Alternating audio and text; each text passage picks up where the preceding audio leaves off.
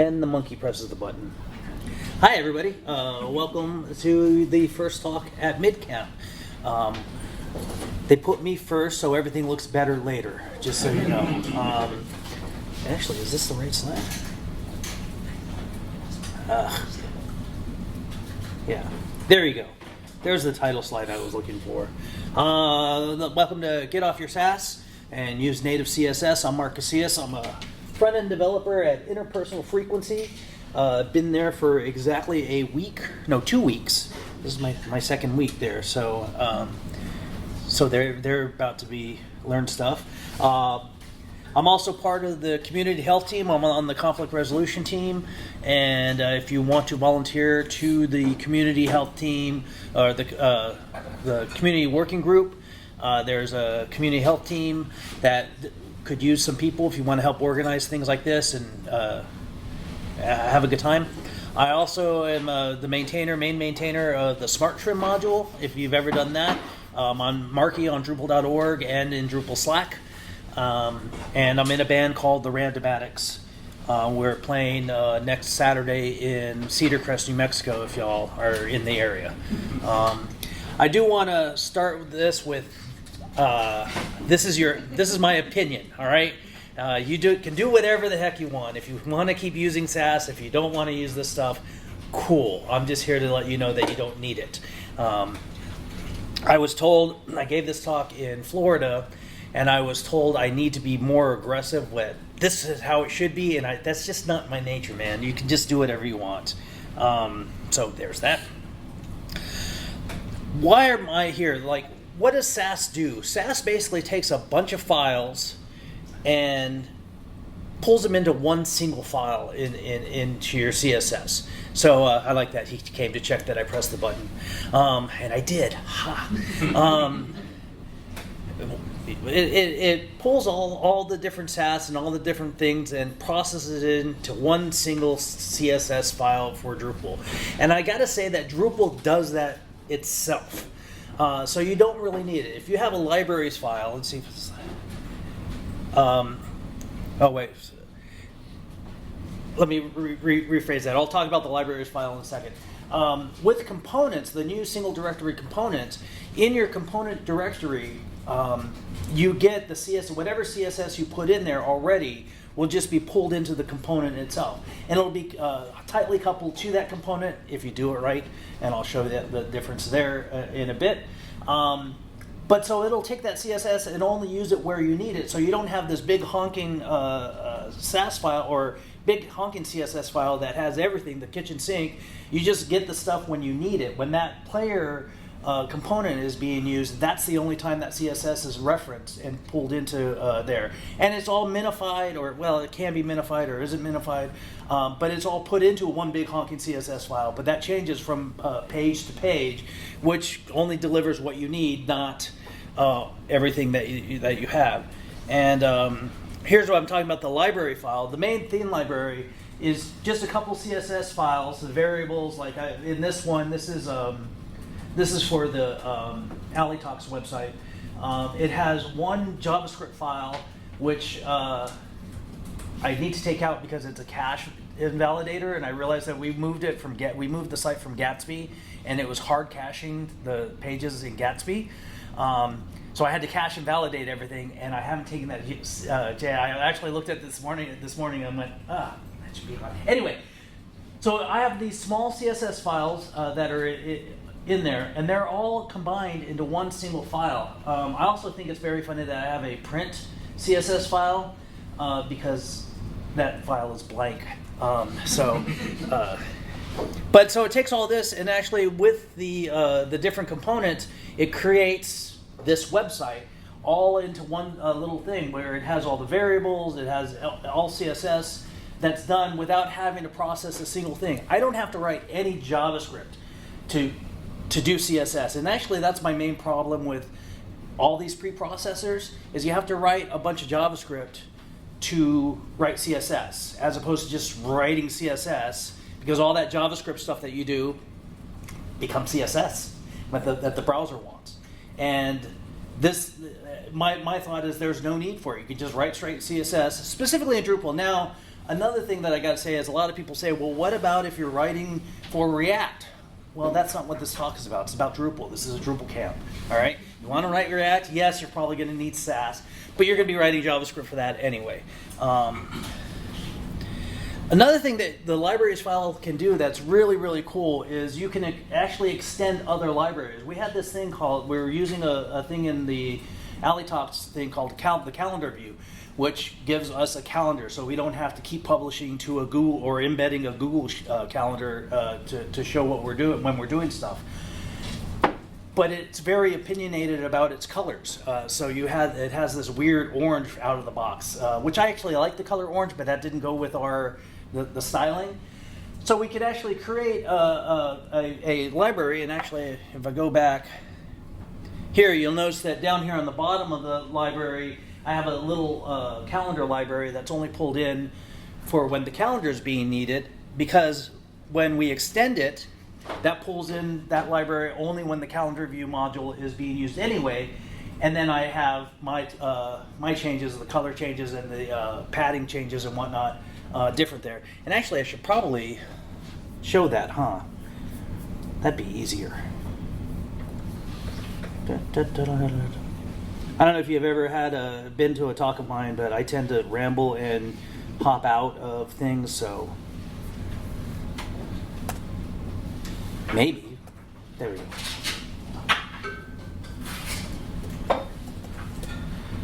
So the calendar ends up looking like this instead of however the default CSS ends up looking as well. And what's really cool is if you take a look, again, I do like that this, I should rearrange this. If you take a look at the what's computed, I want sources. What ends up happening is the CSS ends up just being one big CSS, as opposed to it's one big CSS, but it has everything just for this page, not for every single page. If I go to the main page, it doesn't need any of the calendar CSS, so that's not included in that CSS. So there's that. Let me go back to my slides here. There we go. So all that does pretty much a good portion of what SASS does, which is building the CSS and taking it from the SASS language and building it into a single CSS file. But when you do that, it doesn't do it as conditionally as Drupal does out of the box. And so you don't really need it, in my mind. So you also don't need all these different build tools. And my problem with the build tools is where I work in places, I don't know if anybody else here is in an agency, you tend to inherit other people's sites. Sure, you get to start some from scratch, and sometimes even those sites are your sites that you inherit, and you look at them and you go, oh my God, who did this? Oh wait, damn it, that was me. Build tools change. I mean, you've got Webpack, you've got Vite, you've got just straight CSS Node, whatever Node version happened to be in flavor at that time. All that stuff changes, and you try to rebuild your site when you have to add something and you have to go through the build process. It explodes on you because you're not using the right type of node. You're not using the same engine. You've got an upgraded Mac from the last time you did it, and all of a sudden that node doesn't build on your machine anymore, and you got to refactor everything. Things get outdated. Libraries change. Build systems. There are probably 5 build systems that were created by the time I finished the sentence. You know, they're all over the place, and so you got these build tools that you have to try to figure out. And again, you're trying to write just straight CSS. You're trying to make a button orange, for crying out loud. Why do I have to know how to export a JavaScript variable? I do, but I don't want to do it for that. You know, everything has. Oh, by the way, this is a total AI generated slide. So if I didn't make the CSS, which I thought was hilarious. That's why I kept it in. For a package. Yeah, exactly. CSS. So this creates actually a big learning curve.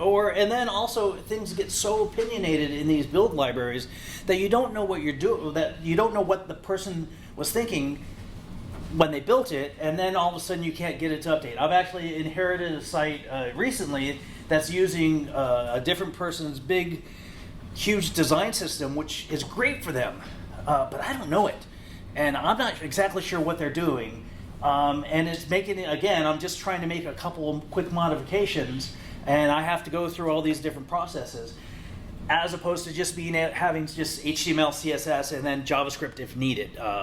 But anyway, that's what that does. So the learning curve of having to do these different build systems is a pain. You're writing JavaScript to do CSS. Why not just do CSS? Because that's all the browser cares about anyway at the end of the day. Semantic HTML and CSS is all you really need to make a beautiful website. You may want to make it jump around, that's where the JavaScript comes in. In my opinion, again, this is my opinion, do whatever the hell you want. One thing I want to say is, if you're ever inheriting a big system and you're just going to knock it down, because actually what I did with the AlleyTop site, it wasn't Gatsby, so it had SASS. It was using SASS, we were building it, and then I knocked it all into just straight CSS. I was able to take each of the components from Gatsby and make it into a single directory component, which was really cool. But all I had to do with the SASS, if you're using, there are two types. There's SASS, the one on the left, crying out loud, I can talk.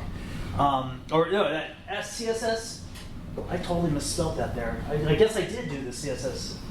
But anyway, SCSS is like tab layered and kind of it looks more like YAML than it does CSS. But then if you have SCSS is the one that's like CSS, where it built in like CSS. You got your nesting and everything done. SASS is more tab driven, which is kind of harder to convert. But I think that fell out of flavor almost immediately when people were doing SASS because it was too close to YAML. But again, all this is just pre-processed or processed into CSS. So when you're trying to change things over, you hope for the SCSS files, not the SASS files, is the point of that slide.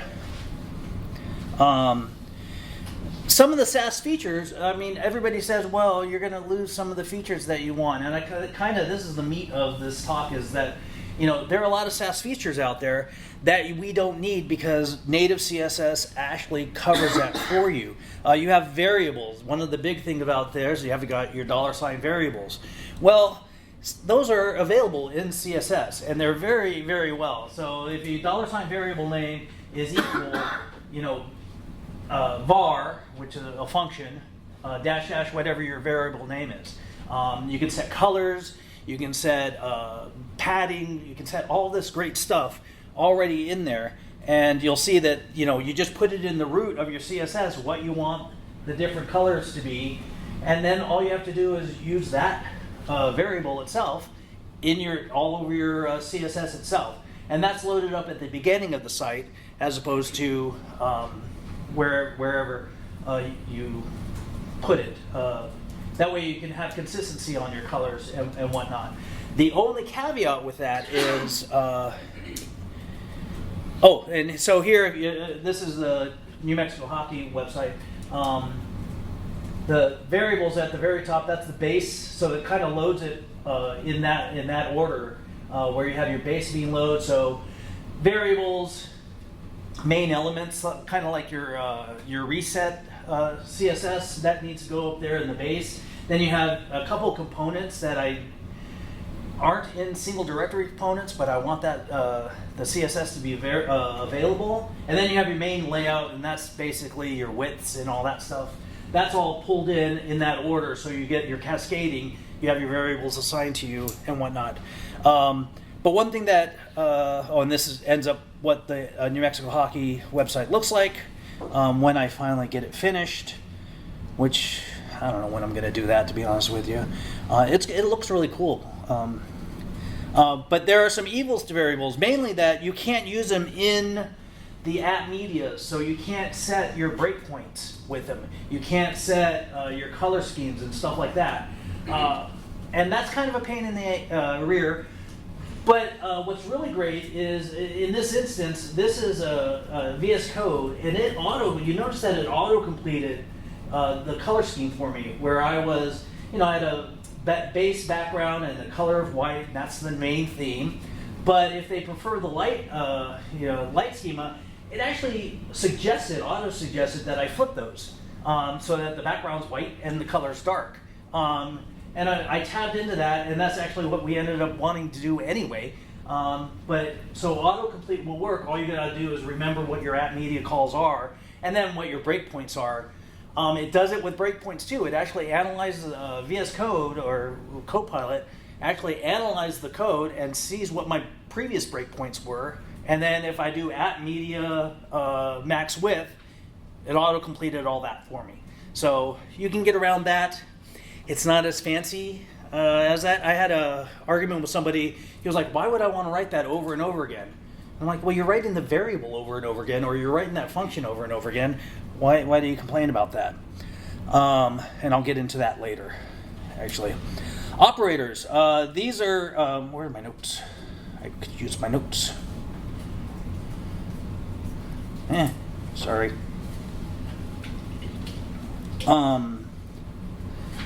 These are actually in CSS as well as basically calc functions. So people are wanting to use do division and multiplication and all the maths in the world. Well, that's available in CSS. I had to use the operation thing because actually that was supposed to be the title slide, not the other one. So sorry, 3 a.m. slide editing doesn't work very well.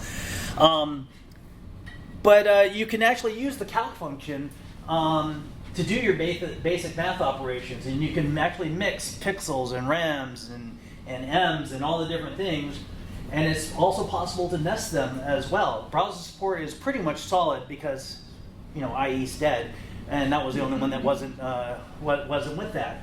IE is actually technically not dead, just no one cares. Which I actually feel bad for it now because everybody's like, go on. So all that functionality is already in, again, CSS out of the box. So you don't need to do that. And that's kind of like writing JavaScript as well. Nesting, actually we were talking, Sarah and I were talking about that you can't do nesting in CSS. You can do nesting in CSS. It's exactly the same. It is not. Well, yeah, actually, and I got to say, one of the best lightning talks, if you haven't gone to the lightning talks, his lightning talks last year was spectacular. It's mostly the same. The only thing that you can't do is, I've nested 3 levels deep, and it works just fine. Now, that being said, with single directory components, you have some tightly coupled CSS. So you don't have to nest that deep. If you have, let's see, this is one of the one of the single directory components that I have, and I have a div attributes, which includes a title bar, and then it includes a score summary in there. And I didn't complete the whole div anyway. But so that actually computes into this really great thing where it says data component ID NM hockey game. That was the game component that I have. And then the title bar has its own component. And then everything is really tightly coupled into the title bar container. And then for my CSS, I have a selector. If the data component is called game, that's my set of stuff. And that's just a single level of CSS that is completely tightly coupled to the game itself. And I even actually can do medias and different elements as well. So if you look at doing your single directory components, instead of having to do, what is the BEM naming of your classes, block element module, you can just say all H2s of the game component are going to look like this, and all H2s of the game component will look like this. You don't have to super nest them. You don't have to say, the one thing that you have to super nest, and actually this is where it gets tricky, is the links, hover properties, and whatnot. Because if you ampersand them, you still use you can still use the ampersand dot whatever, and that works. But if you ampersand dot hover, the double parent or double what's that called? Colon. Yeah, thank you. The double colon. That's a horrible thing to do in front of when you're saying those words. If you're doing that, it gets tricky, and then there's the whole thing that it's not double colons, it's single colons in some example. But this actually tightly couples it so you can do your nesting, and again, you're not doing the huge thing of nesting, you're just doing a tightly coupled version of nesting, so that just makes your life a lot easier. Modules. What did I say about modules? Instead of import, actually I got that. Instead of @import, you @include, and that includes the other file. Now there are some caveats with that. The problem with that is when you include, you have to do that at the very, very first. So your imports of any reset libraries and stuff like that, there are includes of those things as well. Kind of makes it more difficult if you're using a bunch of somebody else's stuff, like the tailwinds and whatnot. But you want to do that at the beginning of your CSS anyway. That way it cascades down below. What else was I going to say here about that? Make sure you do. Oh, and they can't be used conditionally. So you can't @import and then say, okay, for all this breakpoint, I want to import something else. You can't do that. It has to be kind of done singularly. Partials are pretty much like modules. Mixins, this is where I got into the argument with someone. Someone was saying, Tim was saying that mixins are the way to do it because that way you can just use one thing to write a bunch of CSS. And those are just, to me, helper classes. So if you identify something, and this is what Tailwind and Bootstrap does, you know, the padding zeros and the colors classes that they put in there that make your life easier. Those are basically mix-ins that are done. They're predefined classes. So you put, instead of writing CSS, you would write the CSS of that class, and then you would use that class wherever you wanted to. And that would be in your element CSS. You saw how I had it broken down. That would be in your element CSS instead. And then you can reuse that class over and over and over again. And then he was like, well, what happens to all these mix-ins that you can pass parameters into, and it changes based on those parameters? And I said, how many times do you actually do that? He's all, well, none. And I'm like, okay, there you go. So they're useful, but not used very well, or not used very often. Some people do, and again, if you want to use them, go ahead. Extends and inheritance. Again, a lot like mixin. These are helper classes that you use to make you use the same stuff over and over again. So that's what your bootstraps and your tailwinds do.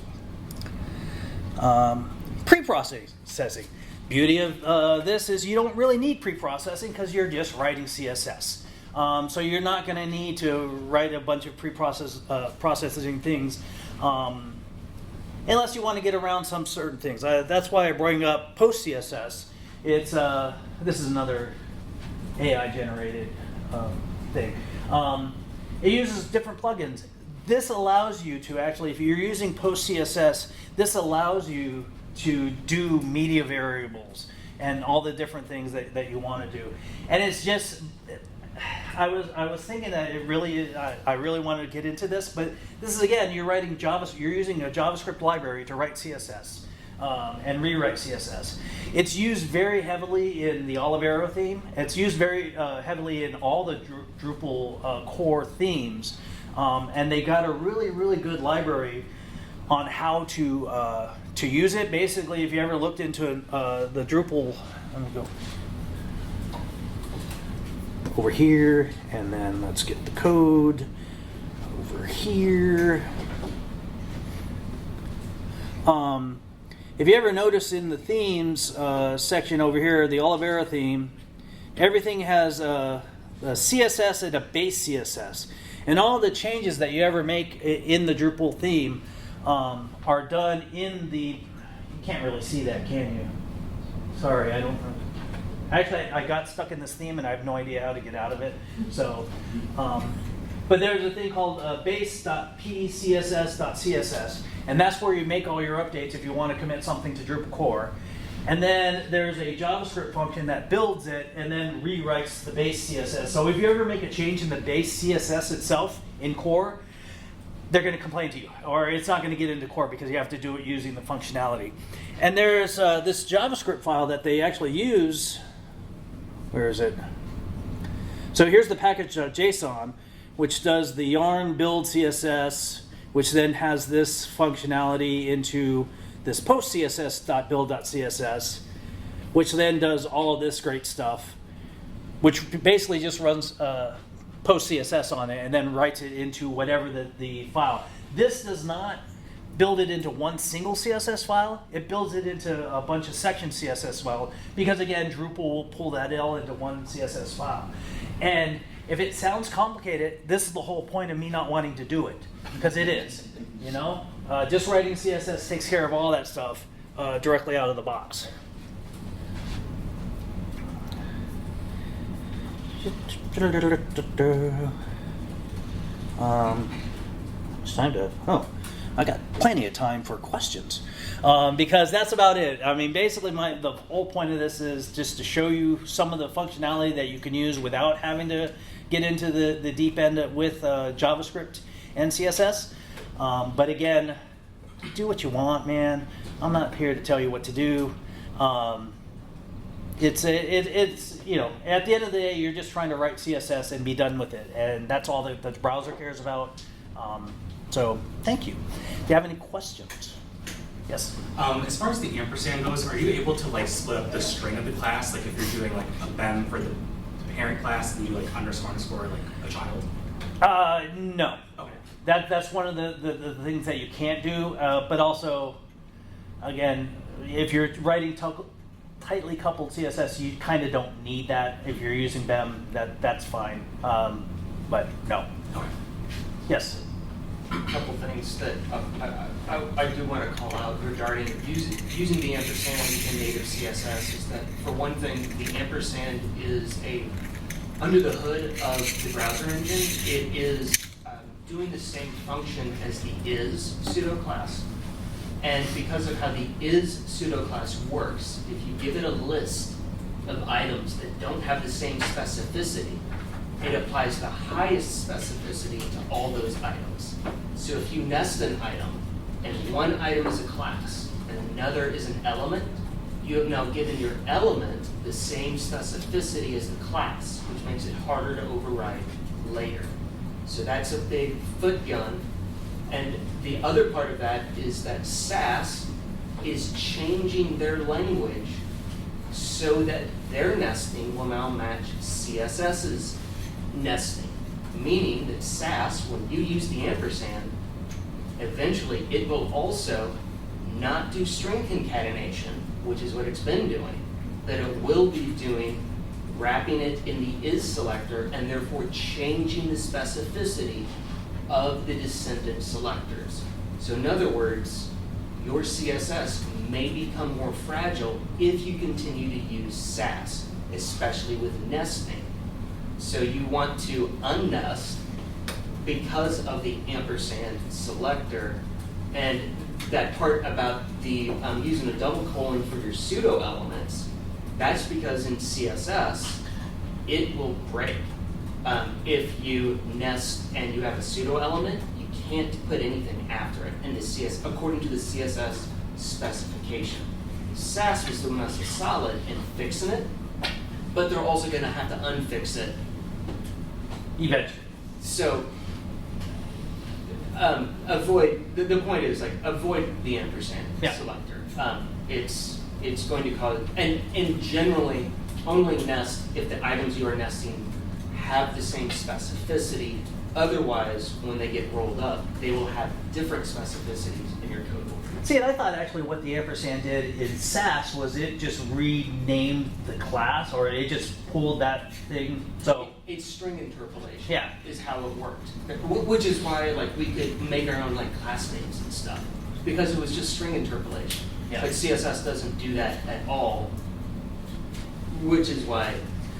And I didn't, Get off your slides. you mentioned something that I probably should have covered as well, is that there's a bunch of new pseudo classes that are just got into CSS, like the has, the is, that are there and available to you, that you could actually do some specificity using those as well and really figure that out. But I don't really use them because, again, I tightly couple it to the single directory component itself. And then that way I don't have to worry about it. Again, I just, instead of nesting using the ampersand, I nest with just the single selector, and then everything under that, the H2s, the actual main things, or just the single classes. Those are the things that I'll nest and not have to worry about it. I remember when I first started playing around with PostCSS, the first thing I wanted to do was to be able to nest more, because PostCSS was just reading straight CSS, and you couldn't nest then. Well, you could, but it had poor support. So then I was like, okay, well, I'm just going to make it SASS, man. It'll be cool. And it turned out not to be as cool. So. And according to the CSS specification, the ampersand is always there. It is sometimes optional. So even if you're not using the ampersand in your native CSS, the CSS in the spec says, pretend the ampersand is there and it's just at the beginning. Right. So. Yeah, sometimes you don't need it. Like if you're just calling a single class under something else, that's everything in there. Okay. Yes? I assume you have the aggregation module on when you're doing those. Or is it now just when you have single directory? So when I took those screenshots, they did not have aggregation on because I'm in development mode, so I wanted to see exactly where I screw up. But it did have like the jargon dots when you were looking at the inspector for the ally talks. Yeah. That wouldn't have aggregation on, right? No. Well, it was aggregating them into a single one, but it was not minifying them. So you can still minify them. So is it the aggregation module, or is there a new core? that's just out of core, Okay. I think. Or is it Is it the SDC module? Let's do it. SDC is in core now, so it doesn't So yes. commit. Yes. Yeah.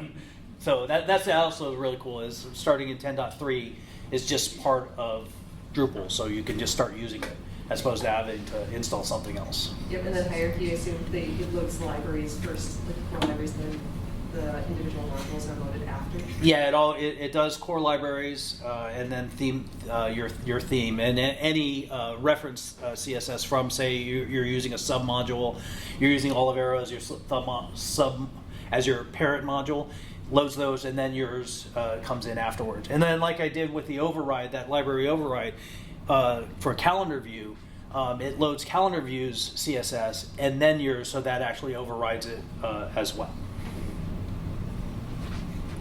Yes. So I noticed when you showed your CSS for your component, I think it was a game component, you used like an attribute selector for your CSS instead of a class, and I was just wondering if there was a reason that you made that choice, if that was required by the single directory components. No, I use that. So what she's talking about is I use the data component ID there. The reason that I do that, and the reason that Matteo and I, the guy that created single directory components, he suggests doing this because someone could accidentally call their thing a game, or there could be another type of game somewhere else down the road. But if you bind it to the component itself, which is only ever going to be that NM Hockey game, which is actually written in the outcoming or the semantic-ish HTML. That way everything's always going to be bound to that component, and you can have 17 different things called the class game without stepping on each other's feet. Wouldn't recommend doing that, but you can. Again, foot shooting, but if you're going to do that.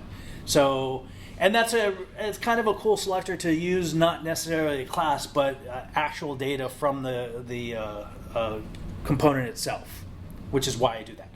Again, you can use the class. That's the way that Matteo kind of suggested. So I'm like, hey, you created it. Maybe I should follow what you're thinking. And it's been working so far.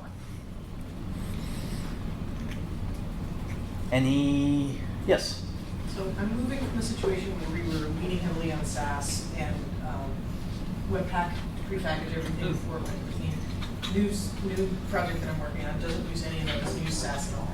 And we're trying to get a front-end developer to move out of single giant file of CSS into more atomic design for the new theme that we're building. So we are very interested in the kind of nesting stuff that you're doing here and single directory components as well. But what I'm wondering is, like, our initial thought was that we would just use the Drupal libraries file to compress everything, and that would be like the effective base CSS where you would list all the components.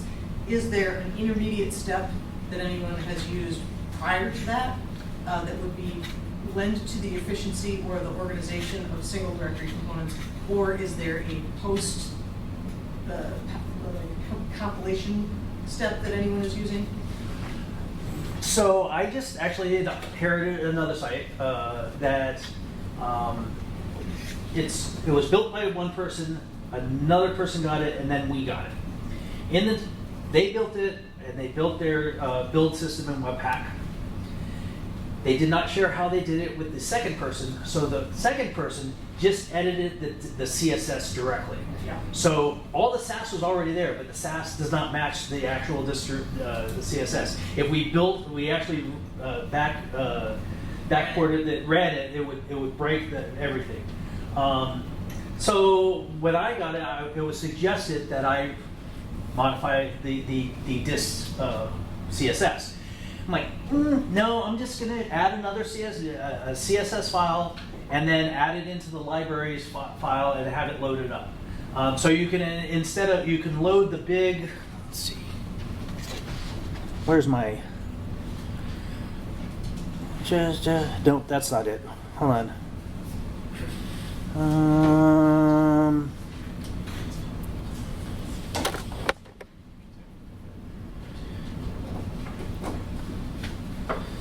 In the global, well, actually that's a bad example too. You can load in your base. You load the old style sheet, the big giant, big honking one, and then you can load the lower ones after it because it still cascades down. So anything will become will be overwritten if using the exact same class names and everything like that. You can modify them, and then I recommend as you're doing that, removing it from your file, finding it and actually getting it rid of so that it gets smaller and smaller through time. Yeah. But for the immediacy of we need this button orange today, just add another more components, more broken down on there. And the single directory components, if you move to atomic design and you componentize with single directory components, that's going to load that CSS last, only when the component's loaded. So it'll kill that out as well. So fortunately, we're starting with a brand new fresh theme, so I'm thinking more like structural. How do we lay the baseline for how we're going to move forward? So, and actually, that's what I did with the Alley Talks website. It was Gatsby based, and then so I just started using components. Do I have that? Yeah, I started adding components based on the different ones, and I used atomic design where I have atoms, but I didn't use I used atoms for like the main things, like how I wanted all the links, all the main base ones in there. But then I started naming them, like anything that's going to be a block component is in the blocks folder here. Anything that's going to be content is in there, fields, etc., etc. And you can nest components in this folder here, so it's not just a single block that's in there. I've got a contacts block, and that has that as well. So you can actually nest the different blocks in a subfolder, so that you can use that. You can actually nest blocks or components in a variation of the component as well, which I did with NM Hockey because I had different ways I was displaying the game thing. I had the game and then game summary, and then a game super summary because I just wanted the scores itself. And so I have a game folder where I have my component in there, and then I have a game summary folder under that where I have that folder, and then actually I use the mini one in the same folder. So you can actually, as long as you have the 3 files,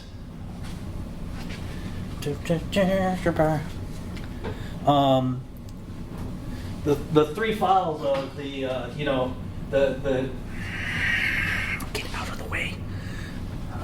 The twig file obviously is the main part of it because that's your HTML. The component.yaml file is necessary. It doesn't even have to have anything in there unless you want it to, but that file has to be there in order for it to be picked up by Drupal. And then the CSS file is loaded. And if you want to load JavaScript in there to have an active component that does stuff, that's where you add your JavaScript as well. So. But there's no like compiling step that happens between there and then the main libraries file? And then there's nothing that does. I don't run yarn whatever, you know, or Webpack whatever, or Bob or whatever they're going to call the next one, you know. So yeah, it's just straight CSS. You're done. Cool. Yay! Love it. Hey, we're at time. Any other questions? I do. One quick one. Sure. When you build a new site, if you turn on CSS aggregation, is it still valuable in an HTTP2 world? You know, it's not. You don't get the performance hit that you used to, but there's still you can get a performance hit on that. So I do. So, but it's not as valuable, like you said. So what? Oh no, I was just thinking that I do it too, but that's about the conclusion I've come up with. Like, it really doesn't hurt. I mean, personally, I turn it off for me when I'm developing because I got to find out stuff. And whatever the engineering, you know, the guy that's actually serving the website wants to do, have at it. You know, with as much heavy caching as there with Fastly and Cloudflare, the files load super fast, and CSS loads pretty well on its own. So, and again, it's aggregated into a single file as opposed to a bunch of multiple files, which is problematic. So, yes. That's a good question. The biggest performance hit would be how much nesting you use, because again, since CSS native nesting uses the is operator, that is the most costly operator in the CSS engine. So it takes the most time for it to parse that. So if you had a lot of single directory components, and I'm assuming that CSS is aggravated and you've nested a bunch, there's a possibility that render time could be very slightly slower, but only if you're doing a lot of nesting. Yeah. But that would be a possible risk. And is that nesting with the ampersand or just nesting in general? All nesting. Okay. Because all nesting, like, it doesn't matter. Again, the ampersand is always there because it's using the is function under the hood. So that's where you could possibly have a performance hit. That's a good point. I do want to bring up Contribution Day on Thursday. We always like giving back to the Drupal project itself. It is open source for a reason, and it's how we all make our money, so go do that. And then please provide your feedback. Apparently that's the URL I was supposed to give. I will upload the slides later. Oh, you know what I didn't do, and Amy June's going to be mad at me? I didn't put on captioning. So sorry, Amy June, if you're watching this now. You're not here to remind me, and it's your fault. So, and that's it. Thank you very much.